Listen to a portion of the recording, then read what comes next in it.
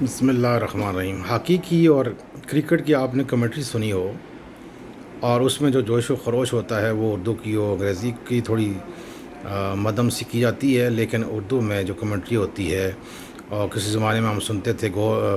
بال جو ہے وہ کلیم اللہ کے پاس ہے، کلیم اللہ سے سمیع اللہ کے پاس، سمیع اللہ سے کلیم اللہ کے پاس، کلیم اللہ نے واپس پاس دیا سمیع اللہ کو، سمیع اللہ سے حسن سردار کو، حسن سردار گیند کو لے کر آگے بڑھے، بال کو لے کر آگے بڑھے، بالکل ڈی کے اوپر پہنچ چکے ہیں اور یہ گول ہو گیا۔ یہ ہے انڈین میڈیا کی تصویر، جس کو تمام اس دفعہ بین الاقوامی میڈیا نے بھی بے نقاب کیا کہ یہ وار ہسٹریاں کریٹ کرتے ہیں، یا کسی ایشو کو ایسے اٹھاتے ہیں جیسے رننگ کمنٹری کر رہے ہوں، اور وہ بھی جھوٹ اور فریب پر مبنی۔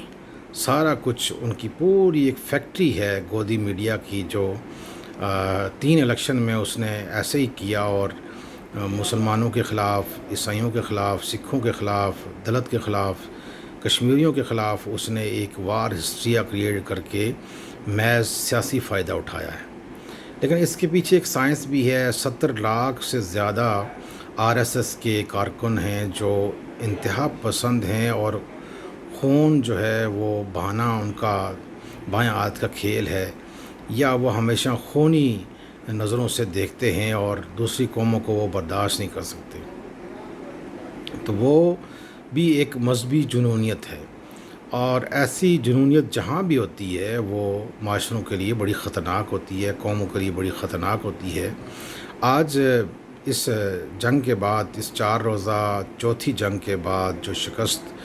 انڈیا کو کھانی پڑی، اس کے بعد مودی کے خلاف پارلیمنٹ میں، سڑکوں پر، ہر جگہ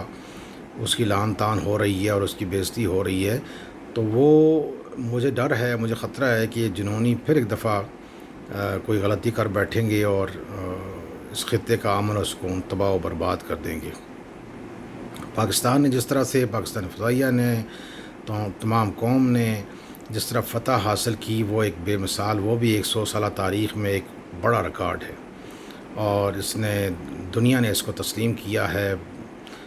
بین الاقوامی میڈیا نے تسلیم کیا ہے، بین الاقوامی اداروں نے کیا ہے، تمام ممالک نے کیا ہے۔ اور اب اگلی جنگ ٹیبل پہ جو ہے وہ اس کو اہمیت ہونی چاہیے۔ سب یہی کہتے ہیں کہ کشمیر کا مسئلہ ہو، سندھ طاس کا مسئلہ ہو، یا دہشت گردی کے جو غیر ضروری الزامات بھارت لگاتا ہے ہمیشہ، اس کے جو مسائل ہوں، اس پس منظر میں دیکھ کر سب سے اہم چیز دیکھنی ہے کہ 1.5 سے 2 کروڑ افراد کی غربت اور معیشت اور معاشرت کو دیکھنا ہے کہ وہ کس طرح سے سکون میں آ سکتے ہیں۔ تو اس جنون سے اپنے آپ کو بھی بچائیں، دوسروں کو بھی بچائیں، اور تأمل سے سوچیں اور دیکھیں کہ ہم نے مستقبل ان نسلوں کو کیا دینا ہے۔ کشمیر کا مسئلہ ایک بہت بڑا اہم مسئلہ ہے، آج بھی وہ پس رہے ہیں، اور 70 سال سے وہ پس رہے ہیں دونوں طرف۔ جو کشمیری ہیں، جب جنگ ہوتی ہے تو وہ آزاد کشمیر کے لوگ بھی بہت بڑا سفر کرتے ہیں، بارڈر کے لوگ، اور اس طرح سے 70 سال سے مقبوضہ کشمیر میں جو ظلم و ستم ڈھایا جا رہا ہے، وہ انڈیا کے جو مظالم ہیں وہ بھی وہ لوگ برداشت کر رہے ہیں۔ لاکھوں شہید ہو چکے، قربان ہو چکے، ان کی زندگیاں تباہ ہو چکی، اور وہ یہ چاہتے ہیں کہ جلد ہماری اپنی منزل آزادی کی ملے، پلیبیسائڈ ہو، کہ خود ارادیت ملے، یا ہمیں آزادی ملے کہ ہم فیصلہ کر سکیں۔ تو اب جنگ جو ہے، ہماری فتح کے بعد جو اصل جنگ ہے وہ ٹیبل پہ ہے، کہ ٹیبل پہ اس کو کن مسائل پر کس طرح سے بات کرنی ہے۔ امید ہے کہ اس کو روکا نہیں جائے گا، بلکہ ایک سفارتکاری کا بہترین عمل، ایک ایجنڈا بنا کر، ایک لائحہ عمل اور ایک بیانیہ بنا کر اس کو لے کر چلنا پڑے گا۔ امید ہے قیادت جیسی بھی ہو وہ ان چیزوں پر فیصلہ کرے گی، اور خاص کر کے مسئلہ کشمیر کو کسی ایک طرف لگانے کے لیے، اس کو آزادی کشمیر کے لوگوں کو دلانے کے لیے کوئی مؤثر آواز بن سکے گی۔ جس طرح امریکہ، برطانیہ، روس، چین، دوسرے ممالک، سب لوگ، سعودی عرب، ثالثی اور کشمیر پر بات کرانے کے لیے تیار ہیں، تو اس موقع سے فائدہ اٹھانا چاہیے۔